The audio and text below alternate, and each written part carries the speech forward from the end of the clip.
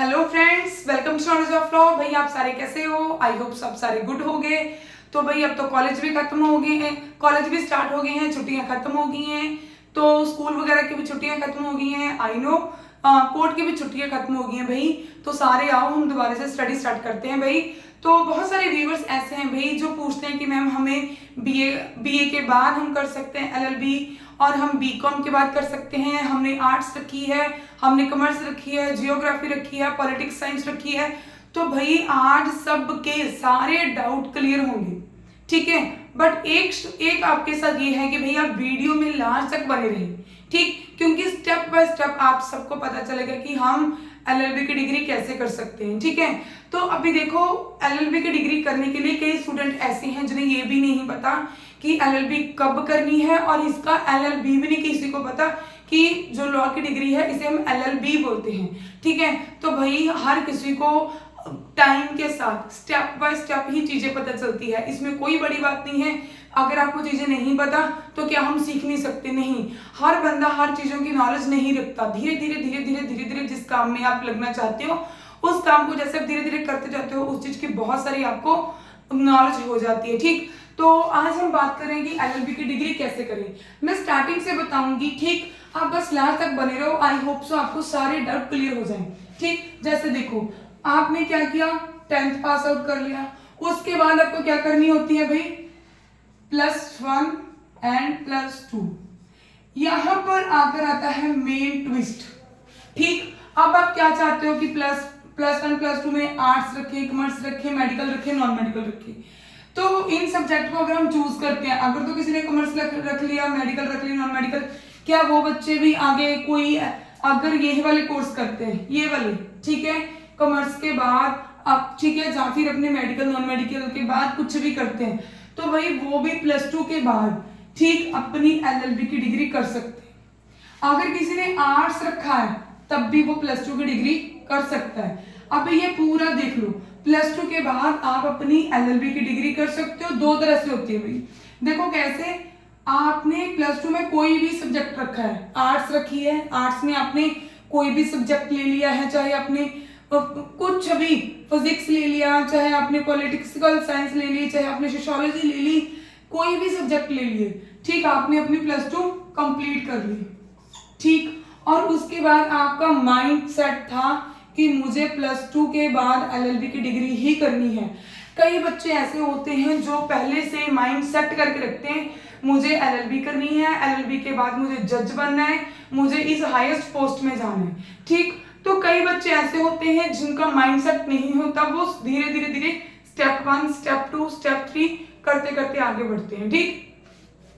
पहले हम बात करते हैं उन बच्चों की जिनके माइंड में बिल्कुल पूरा डिटर्मिनेशन था कि मुझे क्या गोल को अचीव करना है, उस गोल की तरफ वो 1 बाय 1 चलते जाते हैं, ठीक। देखो, +2 को आपकी कंप्लीट होगी, उसके बाद क्या है, आपके पास अपॉर्चुनिटी है, आप एलएलबी का कोर्स 5 ईयर का कोर्स कर सकते हो, ठीक। 5 ईयर के कोर्स में क्या आता है भाई, BA LLB, BCom LLB, BSc LLB etcetera, कोई भी कोर्स 5 साल में आपका आएगा। इसमें क्या होगा कि आप साथ साथ में BA, BCom, BSc etcetera LLB के सब्जेक्ट भी साथ में ही पढ़ते हो 5 साल में। इसमें क्या है कि आपका 1 साल सेफ हो जाता है, ठीक। तो इसमें आपको बहुत ज्यादा एफर्ट्स ये होते हैं कि आपको जो भी टीचर्स पढ़ा रहे हैं, जब का सिलेबस होता है वो आपको अच्छे से पढ़ना है। अगर आपके माइंड में ये है कि मैं अकॉर्डिंग टू एग्जाम के बस पढ़ लूँ, तो भाई फिर आपको बाद में जाकर बहुत दिक्कत होती है और बाद में आपको बहुत ज्यादा पढ़ना पड़ता है डिटेल में, ठीक। तो इसके बाद क्या है भाई, आपकी जैसे ही एलएलबी कंप्लीट होती है, चाहे आप 5 साल का कोर्स करते हो, इसमें BA LLB, BCom LLB, BSc LLB, इसमें आप दोनों स्टडी करते हो, बीए के सब्जेक्ट भी, एलएलबी के भी, सेम ऐसे बीकॉम बीएससी के एक्सेट्रा, ठीक। और इसके बाद जैसे आपकी बीए कंप्लीट होती है, सॉरी एलएलबी कंप्लीट होती है, उसके बाद आप एलएलएम भी कर सकते हो। एलएलएम क्या होता है भाई, आप एक मास्टर डिग्री, किस चीज की मास्टर डिग्री, लॉ की, ठीक है, लॉ की किसी भी सब्जेक्ट की, जैसे कि हमारा आईपीसी था, सीआरपीसी था, अब तो आ गया भाई बीएनएस है, भारतीय न्याय संहिता, ठीक। तो भी भारतीय नागरिक सुरक्षा संहिता, फैमिली लॉ आ गया, सिविल लॉ आ गया, किसी भी एक लॉ के ऊपर आप अपनी क्या है भाई मास्टर डिग्री कर सकते हो, ठीक है। उसके बाद अगर तो आपको लिटरेचर में जाना है तो आप एमए करो। अगर आपको लिटरेचर साइड मीन्स आपको टीचिंग लाइन में जाना है। अगर आपको टीचिंग लाइन में नहीं जाना तो आप यहाँ पर जाकर भी रुक सकते हो। देखो आपने ये कोर्स किया, इस कोर्स के बाद आप जज भी बन सकते हो, ठीक, और आप वकील भी बन सकते हो, ठीक। ये आपके ऊपर डिपेंड है। और बहुत सारे और भी अगर मैं जॉब की बात करूं तो बहुत सारे ऑप्शन होते हैं, बहुत सारी अपॉर्चुनिटी होती हैं जिससे आप चूज कर सकते हो। इसकी हम अलग से वीडियो बना लेंगे। अगर आपको टीचिंग लाइन में जाना है तो भाई फिर आपको एलएलएम करनी पड़ेगी। एलएलएम के बाद अगर पीएचडी का मन है वो भी कर सकते हो। अब यहाँ तक हो गया। अब है सेकेंड चीज, थोड़ा सा रब कर दे रही हूँ क्योंकि यहाँ पर बहुत हौच पौच हो गया है। अभी देखो, अभी सेकेंड चीज क्या है, ये देखो यहाँ से खत्म हो गया, ठीक। अभी सेकेंड चीज क्या है कि बच्चे को नहीं पता था कि मुझे एलएलबी करनी है। उसने क्या किया है, +2 कंप्लीट कर ली। +2 कंप्लीट करने के बाद क्या है, उसने ग्रेजुएशन रख ली। उसने +2 किस सब्जेक्ट में की, आर्ट्स में की, ठीक। उसके बाद क्या है, उसने ग्रेजुएशन कर ली। ग्रेजुएशन किसे बोलते हैं, जो हम +2 के बाद 3 साल का कोर्स होता है, चाहे हम बीए आर्ट्स में करें, बीकॉम करें, बीएससी करें, कोई भी कोर्स करें एक्सेट्रा, वो हमारा ग्रेजुएशन में ही इंक्लूड होता है, ठीक है। जैसे ही आपकी ग्रेजुएशन कंप्लीट हो जाती है तो आप उसकी मास्टर डिग्री भी कर सकते हो, ठीक। या आप ग्रेजुएशन के बाद सीधा, ठीक है, एलएलबी का 3 ईयर का कोर्स भी कर सकते हो, ये ग्रेजुएशन के आफ्टर बाद, ठीक। और कई बच्चे क्या बोलते हैं कि मैम हमने तो एमए कर ली है, क्या हम मास्टर डिग्री के बेस के ऊपर एलएलबी की डिग्री कर सकते हैं? तो इसका आंसर है यस, ठीक। अगर आपने एमए कर लिया है, ठीक है, एमकॉम कर लिया है, चाहे आपने आर्ट्स की किसी भी सब्जेक्ट की पॉलिटिकल साइंस में मास्टर डिग्री की है, उसके बाद भी आप टीवाईसी 3 साल का कोर्स होता है वो आप कर सकते हो। इसमें क्या होगा, 3 साल के कोर्स में जस्ट आपके जो भी लॉ के रिगार्डिंग सब्जेक्ट होंगे आप उसी को पढ़ पाओगे, ठीक है। 3 साल के आपका लॉ का कोर्स होता है। इसे आप कंप्लीट करने के बाद अगर आप एलएलएम करना चाहते हो, अगर आपको टीचिंग लाइन में जाना है तो आप एमए कर सकते हो, नहीं जाना तो आप 3 साल के लॉ के बाद भी वही अपना क्या करोगे, अपना जज बन सकते हो, वकील बन सकते हो, और बहुत सारी जॉब अपॉर्चुनिटी है जिसे आप चूज कर सकते हो। उसकी वीडियो हम अलग से बनाएंगे, ठीक है। यहाँ पर आपको एक बात और क्लियर कर दूं, इसमें आपने कोई भी सब्जेक्ट रखा हो, बीए आर्ट्स में, बीकॉम में, बीएससी में, अगर जो भी ग्रेजुएशन में सब्जेक्ट होंगे कोर्स, उसमें आपने कोई भी कोर्स रखा हो तो आप क्या कर सकते हो भाई, एलएलबी आफ्टर पास आउट, आपने ग्रेजुएशन पास आउट कर लिया तो आप एलएलबी की डिग्री कर सकते हो, यू आर एलिजिबल। आगे मैं एक चीज और बता दूं, मेरे वीडियो बनाते बनाते माइंड में आ गई, क्योंकि एक व्यूअर थे जिन्होंने मुझसे पूछा भी था कि मैम मैंने एक कंप्यूटर का डिप्लोमा किया हुआ है तो क्या मैं अपना कर सकता हूँ एलएलबी? यहाँ बता दूं, देखो +2 कर ली, +2 के बाद आपने बीए कर ली, बीए में आपने कोई भी ग्रेजुएशन, ठीक। अगर आपने कंप्यूटर का डिप्लोमा भी किया है, ठीक, तो भाई आपकी जो डिग्री है एलएलबी की वो किसके बेस के ऊपर होगी, या तो +2 के बेस के ऊपर या आपकी ग्रेजुएशन के बेस के ऊपर। अगर आप +2 के बेस के ऊपर में करते हो तो भाई कितने साल की होगी, 5 ईयर कोर्स। अगर आप 3 ग्रेजुएशन के बेस के ऊपर करते हो तो 3 ईयर कोर्स। समझ लगा?